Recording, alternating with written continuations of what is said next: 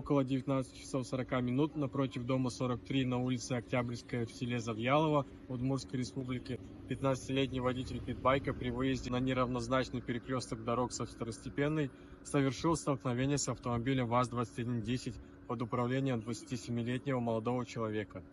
В результате дорожно-транспортного происшествия водитель-подросток получил смертельную травму. Пассажир автомобиля ВАЗ-2110, 26-летняя девушка с полученными травмами, доставлена в медицинское учреждение.